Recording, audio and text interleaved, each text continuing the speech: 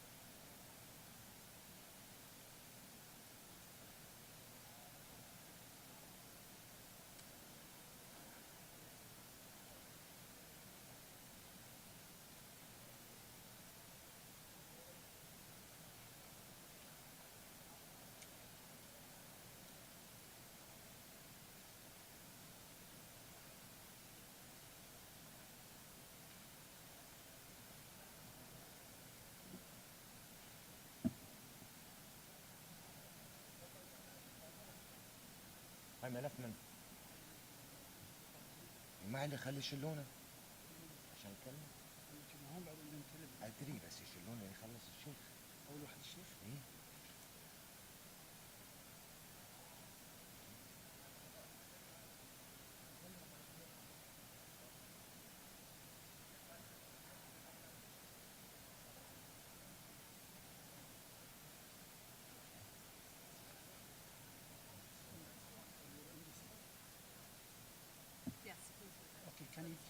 we have. This one first.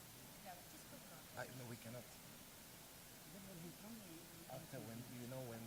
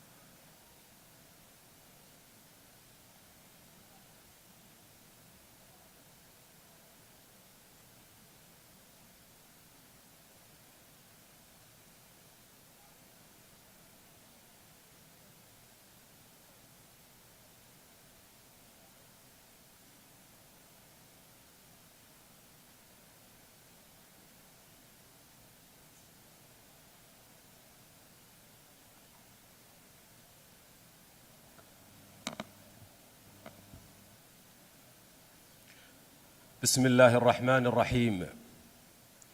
أصحاب السعادة، السيدات والسادة، الحضور الكريم، السلام عليكم ورحمة الله تعالى وبركاته.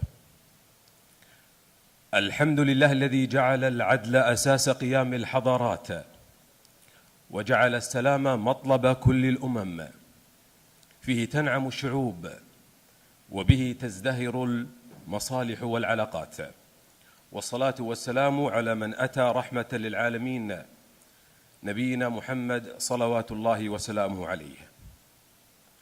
نحييكم اليوم في هذه اللحظة التاريخية من دولة قطر، والتي بذلت جهوداً حثيثة في الوساطة وتقريب وجهات النظر لجعل هذا الاتفاق حقيقة على أرض الواقع، وهذا لم يكن ليتحقق لولا الإرادة السياسية الجادة لدى جميع الأطراف لتحقيق السلام المستدام، وهو الأمر الذي يعد محط تقدير لدينا ولدى العالم بأسره.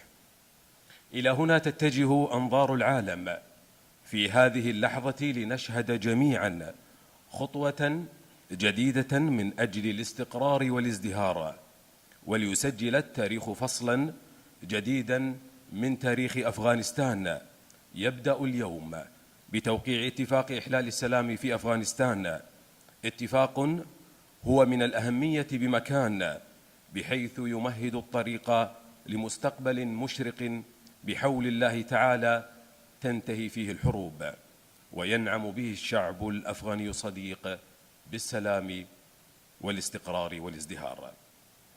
حضورنا الكريم، أتشرف الآن بدعوة سعادة الشيخ محمد بن عبد الرحمن آل ثاني نائب رئيس مجلس الوزراء وزير الخارجية لإلقاء كلمته الافتتاحية، فليتفضل مشكورا.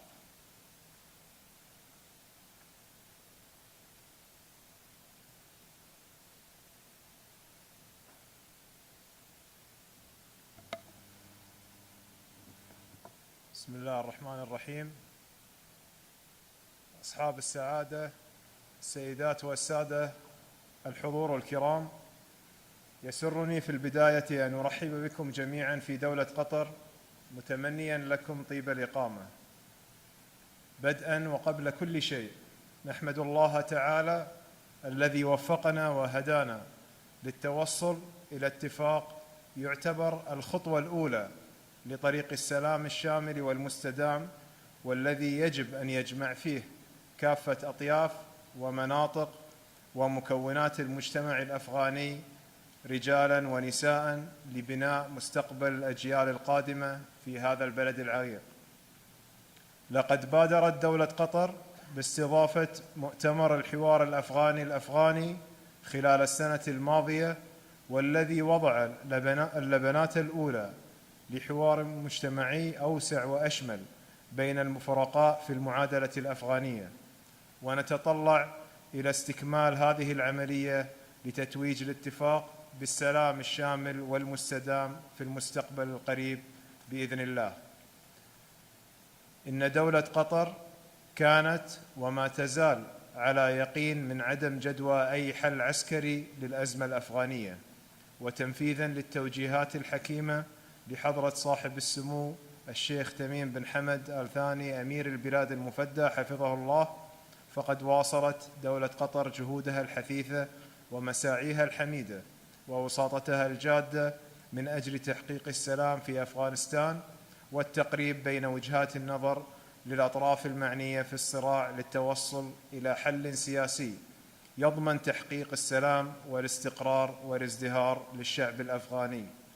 إننا ندرك جميعاً أن الشعب الأفغاني يواجه ظروفاً خطيرة ويتحمل ما يفوق طاقته في التعامل مع الأخطار والتهديدات الناشئة عن الحرب بكل تبعاتها السلبية، ونثمن هنا موقف كل من الولايات المتحدة الأمريكية وطالبان خلال مراحل المفاوضات التي استضافتها الدوحة، وحرصهما على الشفافية واقتناعهما الراسخ بمواجهة التحديات المتشابكة والمتنوعة لتحقيق السلام المنشود، ورغبتهما الصادقة في إنهاء الخلاف.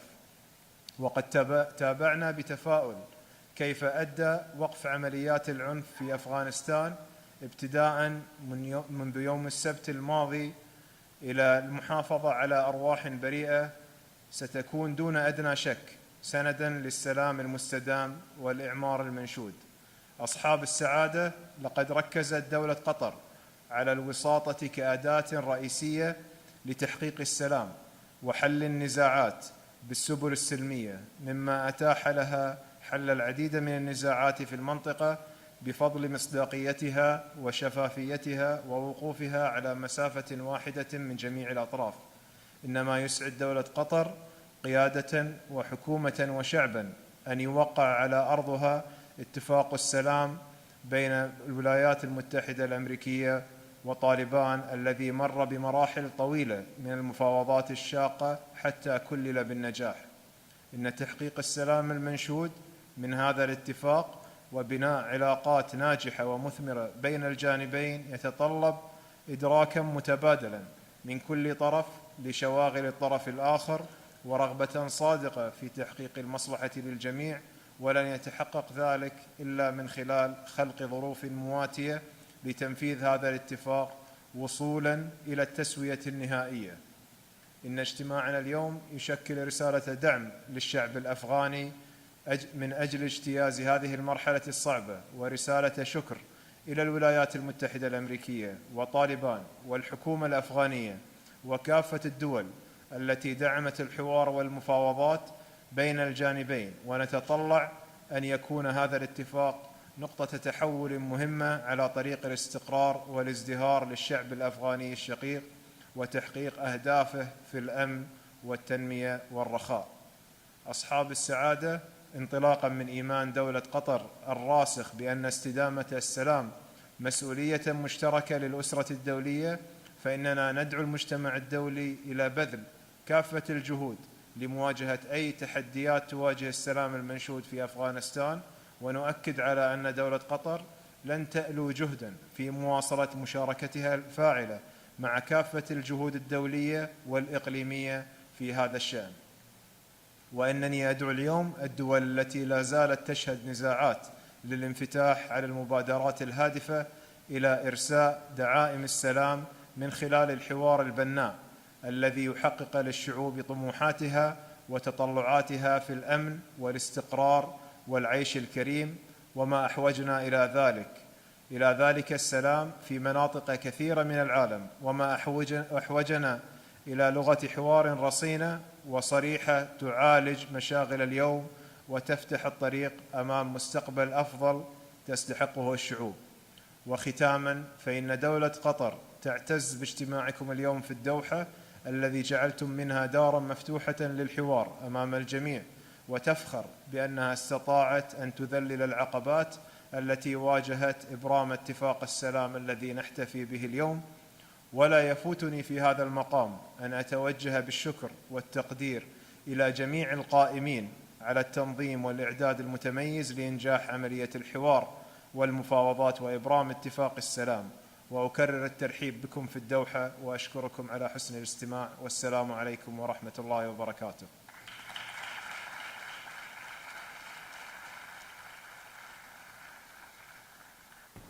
لا هيدا بدي احكي عربي الامسي هلا.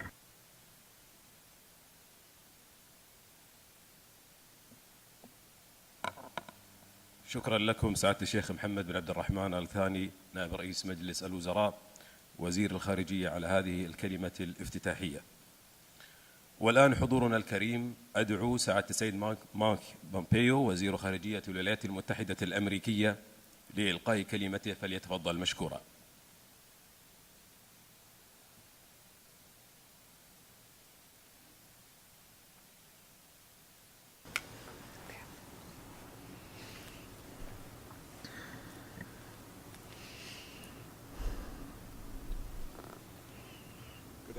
مساء الخير.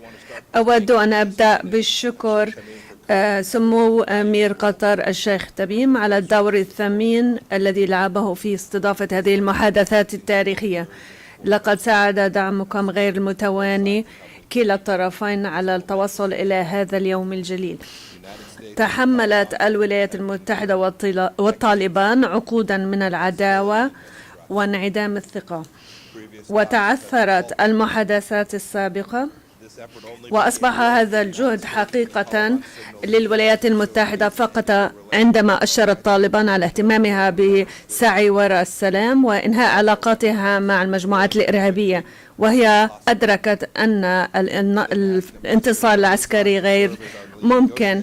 ثم طلبت من السفير خليل زاد أن يكون مفاوضنا الرئيسي لقياس مدى صدق الطالبان. الاتفاقية التي سنوقع عليها اليوم هي اختبار حقيقي لهذا الجهد. سنراقب عن كثب امتثال الطالبان بتعهداتها، وسنربط وتيرة انسحابنا على أساس ما تقوم به. بهذه الطريقة سنتأكد أن أفغانستان لن تعود أبدا كقاعدة للإرهابيين الدوليين. أوضحت عملية تفاوض في الدوحة مع جميع تقلباتها وتطوراتها أنه من الممكن لنا أن نأخذ هذه الخطوة معا. وعلى مدى ال7 أيام الماضية وصلت مستويات العنف إلى أدنى نقطة لها في السنوات ال4 الماضية، واستجابت القوات الأفغانية إلى التدني في الهجمات من الأعداء عن طريق احترام السلام أيضا.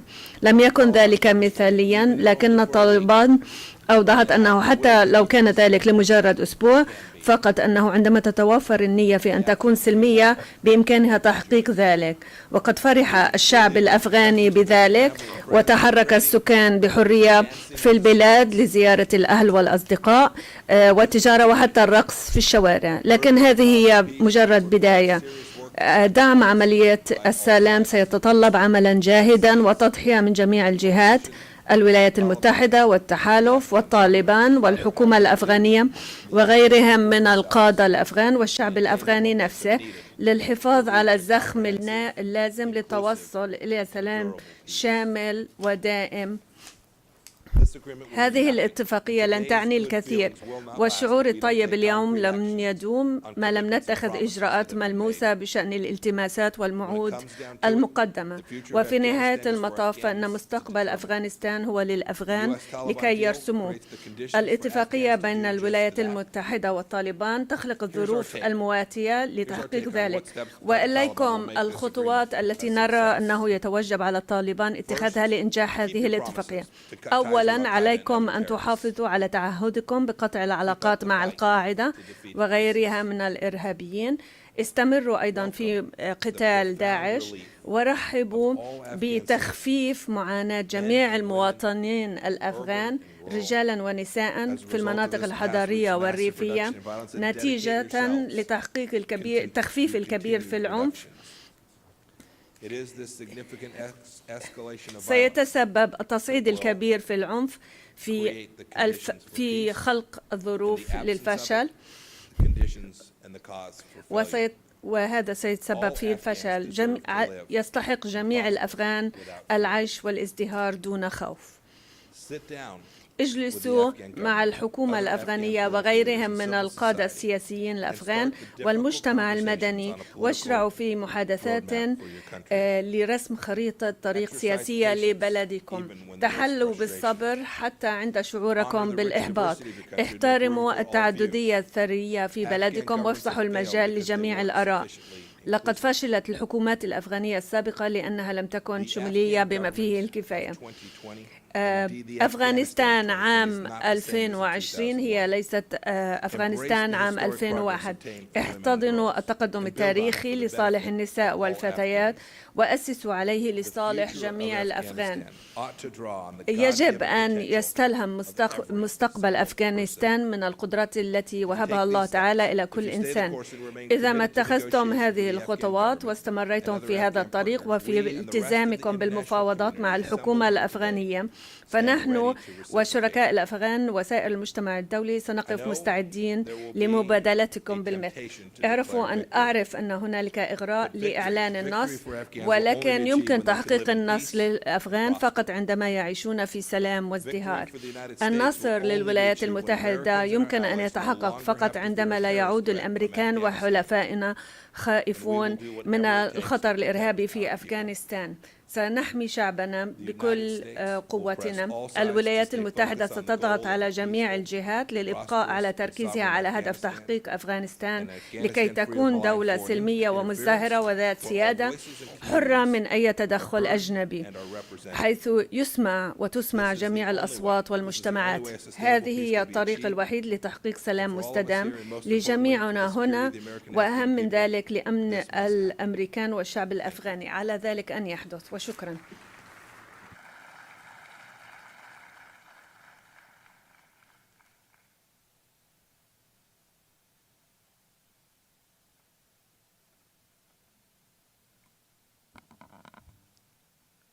شكرا جزيلا سعادة السيد مارك بومبيو. والآن الحضور الكريم أدعو الملا عبد الغني برادر لإلقاء كلمته، فليتفضل مشكورا.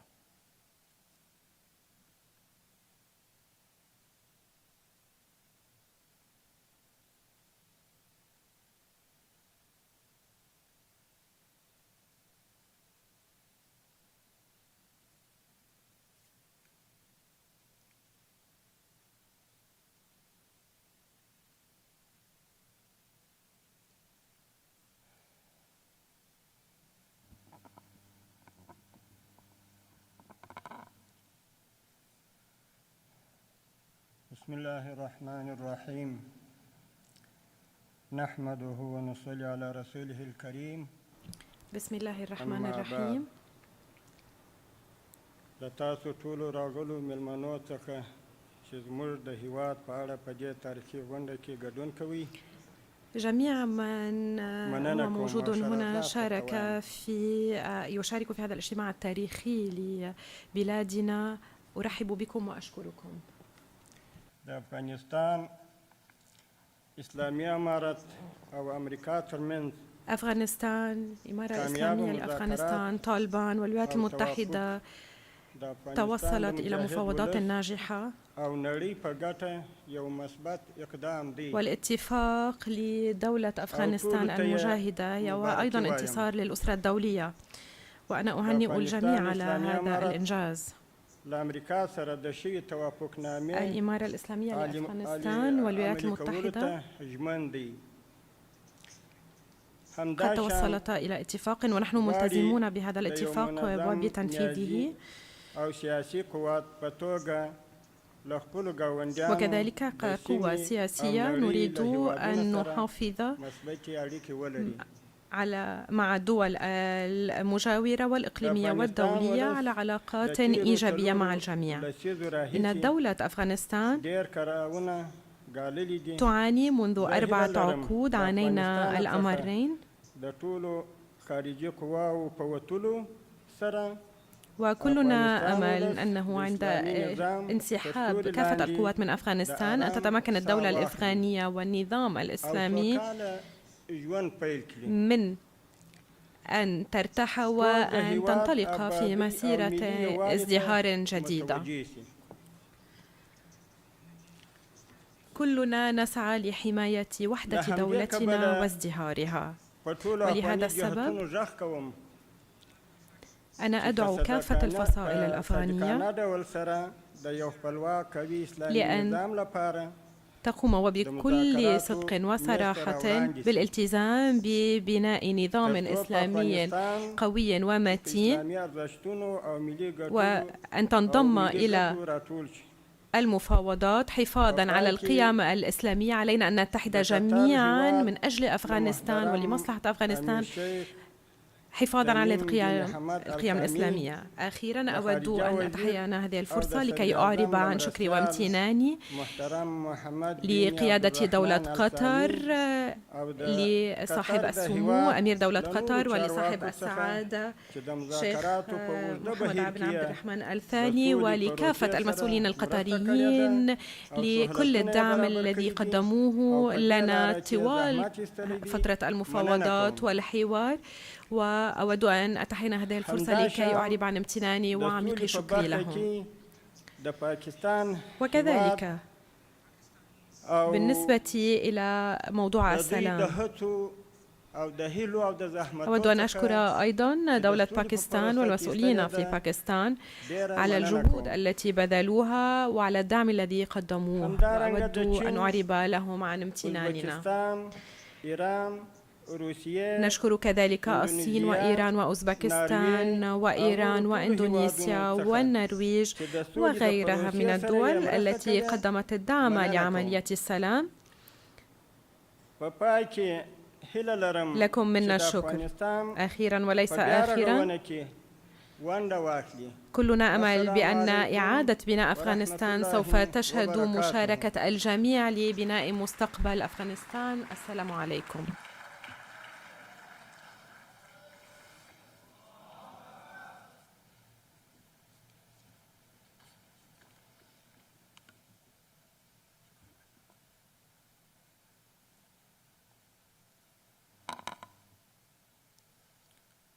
الملا عبد الغني برادر، شكرا جزيلا لك.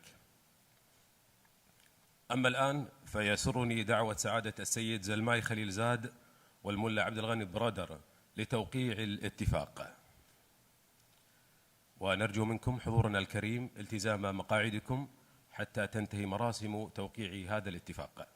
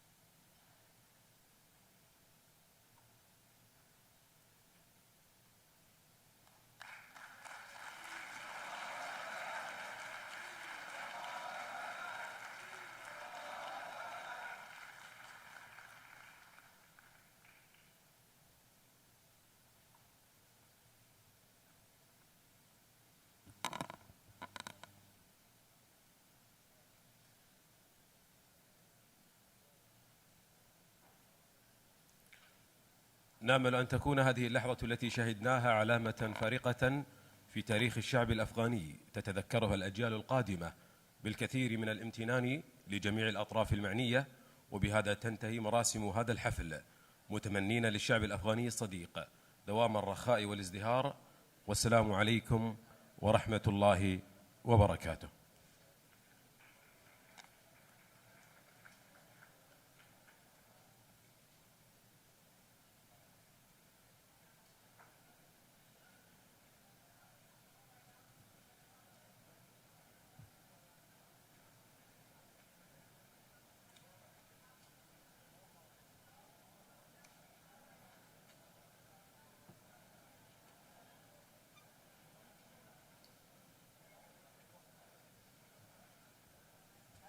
Thank you.